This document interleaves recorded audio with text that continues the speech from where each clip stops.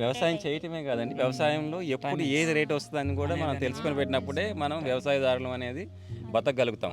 ఇంకో 10 మందిని బతికించగలుగుతాం. Organic farming చాలా సిన్సియర్గా, నిజాయితీగా, ఎటువంటి కెమికల్స్ లేకుండా వాడే రైతుల దగ్గర నుంచి కూడా మనం తీసుకుంటాము. అందులో హోమియోపతి మందులు కూడా ఉన్నాయి, ఎక్స్ట్రాక్ట్స్, హోమియోపతి ఎక్స్ట్రాక్ట్స్ ఉంటాయి, తులసి ఎక్స్ట్రాక్ట్స్, వీటితోటి వ్యవసాయం చేస్తున్నారు. సంవత్సరాలు చేస్తారు మీరు ఆర్గానిక్ ఫార్మింగ్? 3 ఇయర్స్. ఏంటంటే మా ఫామ్కి ఆన్ ద వే ఉంటుంది కాబట్టి ఇక్కడి నుంచి తీసుకోవడం జరుగుతుంది. ఇప్పుడు ఇదంతా మీరు చూస్తున్న కష్టంగా ఉందా అంటే ఏం ప్రాబ్లమ్స్ వస్తున్నాయి, ముఖ్యంగా ప్రాబ్లమ్స్ చెప్పాలి. డైలీ వీక్లీ మెయింటెనెన్స్ మందులు ఇవి చేసుకుంటే అసలు ప్రాబ్లమ్స్ ఏమీ రావు. ఫస్ట్ ఇయర్ ఒక్కటే కొంచెం దిగుబడి కొంచెం తక్కువ అన్నట్టు అనిపిస్తుంది. ఆర్గానిక్ ఫార్మింగ్లో బెండ తోటలో ఉన్నాము ఇప్పుడు. ఇదంతా మీరు చూస్తున్నంత బెండ.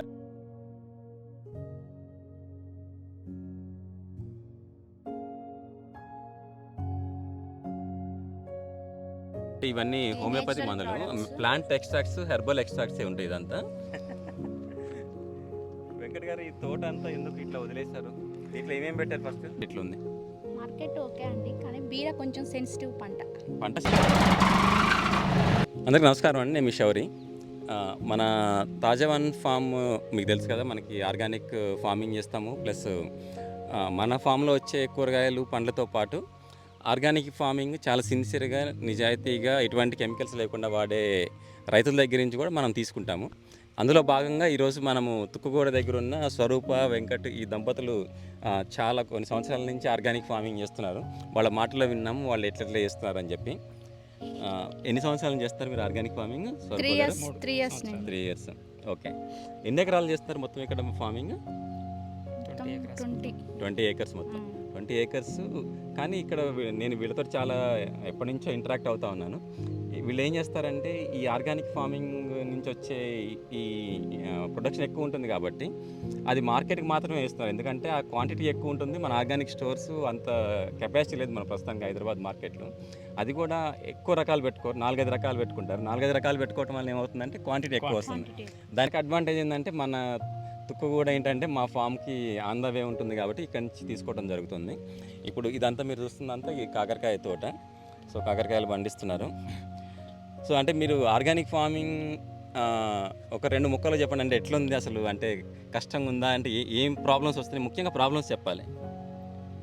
డైలీ వీక్లీ మెయింటెనెన్స్ మందులు ఇవి చేసుకుంటే అసలు ప్రాబ్లమ్స్ ఏమీ రావు. ఫస్ట్ ఇయర్ ఒక్కటే కొంచెం దిగుబడి కొంచెం తక్కువ అన్నట్టు అనిపిస్తుంది, తర్వాత కవర్ అయిపోతుంది. అంటే వీళ్ళ గొప్పతనం ఏంటంటే మొత్తం హోమియోపతి తోటి ఇవన్నీ హోమియోపతి మందులు కూడా ఉన్నాయి, ఎక్స్ట్రాక్ట్స్, హోమియోపతి ఎక్స్ట్రాక్ట్స్ ఉంటాయి, తులసి ఎక్స్ట్రాక్ట్స్, వీటితోటి వ్యవసాయం చేస్తున్నారు. సో అందుకని చెప్పి అంటే ఎక్కువ రిస్క్ పెట్టుకోకుండా, ఇప్పుడు మనకి యాక్చువల్ న్యాచురల్ ఫార్మింగ్లో గోదావరితో వ్యవసాయం చేయాలంటే మాత్రము మనకి ఆవు మెయింటెనెన్స్, దాని తర్వాత అవన్నీ తయారు చేసుకోవటం, ఇవన్నీ చేసుకోవటం, ఎప్పుడు ఏ టైంలో కొట్టాలి కూడా అదంతా బాగా ప్రాక్టీస్ ఉండాలి. అందుకని చెప్పి ఇది ఎట్లా ఉంది హోమియోపతి వ్యవసాయం? ఇవి బాగున్నాయండి. అది మనం ఒక డ్రమ్ తయారు చేసినాం అనుకో, వర్కర్స్ కొంచెం తిప్పడంలో ప్రాబ్లం అయినా అది ఫెయిల్ అయిపోతుంది. ఓకే. ఇదైతే ప్రాబ్లం ఉండదు. ఓకే. ఓకే. వేస్ట్ డికంపోజర్ ఒకటి యూజ్ చేస్తాం. దాంతోపాటు ఈ బయో హెర్బల్, ఇవి హెర్బల్ ఎక్కువ, నీమ్ ఒకటి, నీమ్ కేక్ వాడతాం, నీమ్ సీడ్స్ తెప్పించి దాని కషాయం ఒకటి చేస్తాం. ఓకే. ఓకే. సో ఇవి కాకర ఎన్ని ఎకరాలు ఉంది ఇప్పుడు? 10 ఎకరా. ఇదంతా వర్టికల్ ఫార్మింగ్ మెథడ్ అంటారండి. ఇది మనకి బ్యాంబూ స్టిక్స్ కట్టేసి వాటికి అల్లిస్తారు, మధ్యలోనేమో చిన్న మినీ ట్రాక్టర్తో కానీ లేకపోతే టిల్లర్తో కానీ గడ్డి తీస్తూ ఉంటారు. అంటే నేను చూస్తున్నది ఆర్గానిక్ ఫార్మింగ్లో గడ్డి చాలా పెద్ద సమస్య కదా.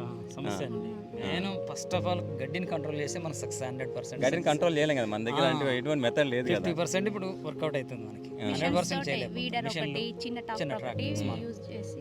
మనకు పవర్ వీడర్ ఏమో చాలా సతాయిస్తుంది, అది వర్కౌట్ అవ్వట్లేదు అసలు. మెయిన్గా చిన్న ట్రాక్టర్ తీసుకుందాం అనుకుంటున్నాం. ఇంకా మినీ ట్రాక్టర్ అయితేనే ఇంత మనకు ఒక 4 feet 5 feet మధ్యలో గ్యాప్ అయితే సరిపోతుంది. కరెక్ట్గా 4 తీసుకుంటే లైన్ 3 ఉంటుంది, అది మధ్యలో వచ్చేది రోటావేటర్. ఓకే. ఓకే. మన గ్యాప్ సరిపోతుంది. స్వరూప గారి ఫామ్లో, మన ఆర్గానిక్ ఫామ్లో బెండ తోటలో ఉన్నాము ఇప్పుడు. ఇదంతా మీరు చూస్తుందంతా బెండ, ఆ పక్కన కాకర ఉంది, ఇదంతా బెండ. అయితే ఇక్కడ బెండ కూడా చూడండి ఎంత ఫ్రెష్గా ఉందో, ఆర్గానిక్ బెండ ఇది. ఈ హోమియోపతి మందులు ఎట్లెట్లా వాడుతున్నారు, దేనికోసం వాడుతున్నారో వాళ్ళ మాటలో తెలుసుకుందాము. ఇది యాక్చువల్గా దేనికోసం వాడతారు? ఇది అంటే ఇవన్నీ హోమియోపతి మందులు, ప్లాంట్ ఎక్స్ట్రాక్ట్స్, హెర్బల్ ఎక్స్ట్రాక్ట్స్ ఉంటాయి ఇదంతా.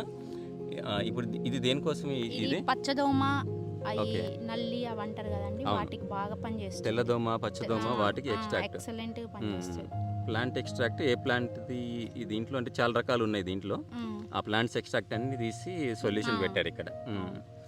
తులసి ఒకటి ఉందన్నారు, ఇది తులసియా? ఇది తులసిది. ఇది తులసి ఎక్స్ట్రాక్ట్.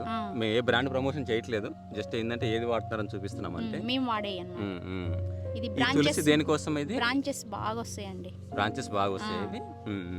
అసలు ఎక్సలెంట్ పనిచేస్తుంది. ఓకే, ఇది దేనికోసం ఈ ఎక్స్ట్రాక్ట్? పూత పిందెకి. పూత పిందె. ఇది కూడా సీవీడ్, మనకంటే సముద్రము గడ్డి నుంచి తయారు చేస్తాం సీవీడ్ ఇది. ఇవి నేచురల్. ఓకే, దాని తర్వాత ఇది ఫంగిసైడ్ కండి. ఫంగిసైడ్ అంటే మన ఫంగల్ డిసీజెస్ వాటికి. ఓకే, అన్నిటికి సిల్సిక్ against fungal and viral attracts. Okay okay, plant extracts ఉన్నాయి ఇవంతా కూడా. సో ఇదంతా మనకి చాలా ఉన్నాయండి, చాలా హోమియోపతి ఎక్స్ట్రాక్ట్, మన హెర్బల్ ఎక్స్ట్రాక్ట్ అంతా కూడా ఏది అవసరాన్ని బట్టి వాళ్ళు వాడుతూ ఉంటారు. సో ఈ విధంగా ఫార్మింగ్ జరుగుతూ ఉంది. ఇదంతా మనకి మన బెండకాయలు కూడా మన దగ్గర నుంచి కొన్ని వస్తాయి, ఈ మేడం వాళ్ళ దగ్గర నుంచి కొన్ని తీసుకుంటున్నాం మనం. మిర్చి ఎంత పెట్టారన్న? ఎంత ఎంత ఏరియా ఉంది ఇదంతా? ఇప్పుడు 1/4 ఎకరం 30 సెంట్లు ఉంటుందండి. ఓకే, 1/4 ఎకరం ఉంటుంది. 1/4 ఎకరం పక్క. మనకి ఇక్కడ మన ఇంటిగ్రేటెడ్ ఫార్మింగ్లో ఒక రకరకాల కనీసం 5-6 రకాల కూరగాయలు పెట్టుకున్నప్పుడే మన మార్కెట్కి అన్ని రకాలు ఇస్తున్నప్పుడు ఆ రేట్ కూడా ఏదో ఒక దానికి తగ్గుతూ ఉంటుంది మనకి. ఒకదానికి పోయినా ఒకదానికైనా మనకు దానికన్నా వస్తూ ఉంటుంది, కలిసి వస్తుంది.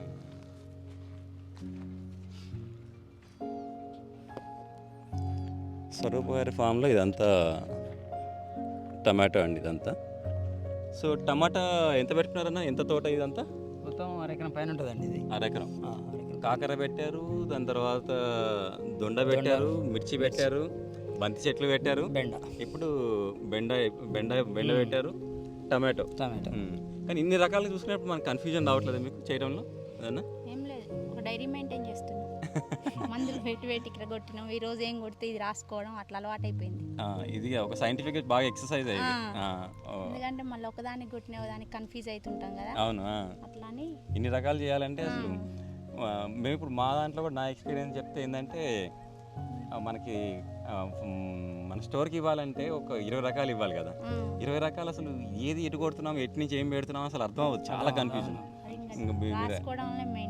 డైరీ మెయింటెనెన్స్ కంపల్సరీ చేస్తుంది. ఓకే, సో మన స్వరూప గారి ఫామ్లో మనం అన్ని కూరగాయలు చూసుకుంటున్నాం కదా. ఇప్పుడు మనం బీర తోటలో ఉన్నాము. ఆ బీర తోట అంతా ఒకసారి ఇట్లా రౌండ్ చూపించు. ఈ బీర ప్లస్ కాకర హోల్స్ మనకి స్టేకింగ్ మెథడ్లో పెట్టారు. దీంట్లో ఎన్ని ఎకరా? ఇది ఎంత ఎకరం ఉంది? ఇది 1 ఎకరన్నర ఉంటుందండి. మొత్తం ఎకరన్నరలో ఎకరమే కాకర. ఎకరం కాకర. మొత్తము బీర ఎంత ఉంటుంది? బీర 1 ఎకరం ఉంటుంది. ఎకరం పెట్టారు. సో అంటే మనకి తీగజాతి కూరగాయల్లో మీ అనుభవం ఏంటి పెట్టుకోవటంలో? అంటే మీరు అంటే ఇప్పుడు యువ రైతులు రావాలనుకుంటున్నారు, మీరు చూసిన అంటే మీకు మార్కెట్ వేయటం వల్ల దీంట్లో కొంచెం ఎట్లా ఉంది మార్కెట్? ఎట్లా ఉంది మార్కెట్? ఓకే అండి, కానీ బీర కొంచెం సెన్సిటివ్ పంట సెన్సిటివ్. కానీ రేటు ఎప్పుడు మంచి రేటే ఉంటుంది రైతుకి నాకు తెలిసి. 20కి బిలో ఏముండదు, ఎప్పుడో ఒక్కసారి. ఎక్కువ 40-30 మీద ఉంటుంది. 50 కూడా పోయిన రోజు. కిలో 40, యావరేజ్గా 40 అనుకోవచ్చు. 40 కాకర బీర అంతే యావరేజ్ అదే రేట్ 30-40 ఒక రైతుకి 30-40 ఎక్కువ మొత్తంలో చేసుకున్నప్పుడు వస్తే అంటే మార్కెట్లో తీసుకెళ్ళినప్పుడు మాకు వద్దు ఎక్కువ ఉంది అని అట్లాంటి ఇబ్బందులు ఏమంటాయి?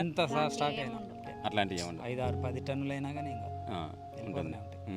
కాదు దీంట్లో ఏంటంటే ఈ ఇన్వెస్ట్మెంట్, ఈ స్టేకింగ్ చేసుకోవటము, ఈ పోల్స్ ఇదే ఎక్కువ ఉంటుంది, దేనికి ఖర్చు ఎక్కువ ఉంటుంది. కానీ దీంట్లో మాత్రం కాకర బీరలో మంచిది రేట్లు ఉంటాయి. సొర ఎట్లా ఉంది? సొర రేట్లు ఇంతకుముందు సొర కూడా చేశారు కదా మీరు? సొర చేసిన బాగుంది, ఎక్సలెంట్ ఉందండి. అది కూడా రేట్ కూడా వదిలేసినాం. నెక్స్ట్ 1/2 ఎకరం వదిలేసాము, దానికి నెక్స్ట్ ఇప్పుడు పెడదామని. రేట్ బాగానే ఉంటుంది అది కూడా. Okay okay. అండ్ ఈ బెండ కూడా రేట్ ఎక్కువనే ఉంటుంది కదా? ఇప్పుడు బెండ యావరేజ్ ఎంత ఉంటుంది? మొన్న 50 దాకా వచ్చింది.